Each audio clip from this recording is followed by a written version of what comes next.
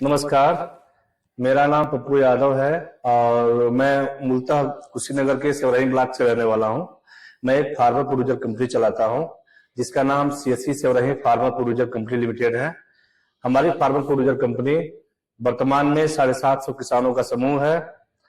हमारी farmer producer company वर्तमान में custom hiring centre, natural farming, agri input, पराली प्रबंधन, ई गवर्नेंस आदि पर कार्य कर रही है।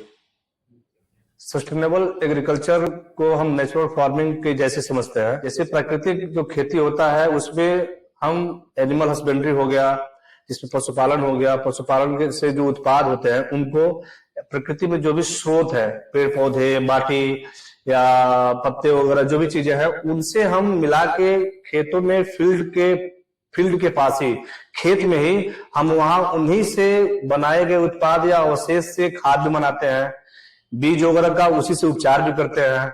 उत्पादन में कीटनाशी का प्रयोग उसी से करते हैं, जिसमें गोमूत्र का भी प्रयोग किया जाता है, गोबर का भी प्रयोग करते हैं, पीपल के पेड़ के या बरगद के पेड़ के नीचे के माटी का भी प्रयोग करते हैं, वही सामान्य पानी का प्रयोग करते हैं। इन सारी चीजों का प्रयोग हम प्राकृतिक खेती में करते हैं। वर्तमान में भारत सरकार national mission on natural farming के अंतर्गत नेचुरल फार्मिंग को प्रमोट करने के लिए 1 हेक्टेयर पे 15,000 रुपये, साथ में प्रशिक्षण और उत्पाद को गारंटी के साथ बेचने की गारंटी दे रही है।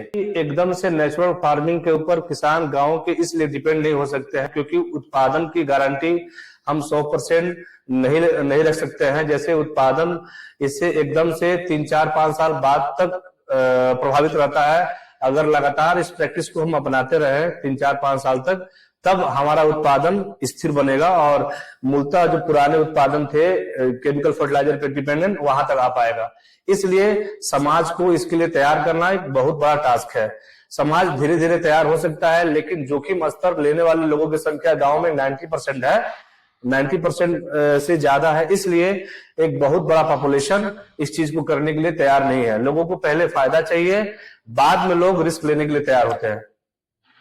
प्राकृतिक स्रोतों में जैसे पहले ही मैंने बताया, और प्राकृतिक खेती आपको करना है तो उसमें आपको गोबर का, आपको मूत्र का, आपको पेड़ पौधे के स्रोतों का, आपको सॉइल का, आपको वाटर की जरूरत पड़ेगी। तो जो आपका कॉन्सेप्ट है प्राकृतिक पूंजी, तो कहीं ना कहीं प्राकृतिक खेती में एक मूलभूत ढांचा है ही। इसके अलावा आपने बताया मानव पूंजी, है ना।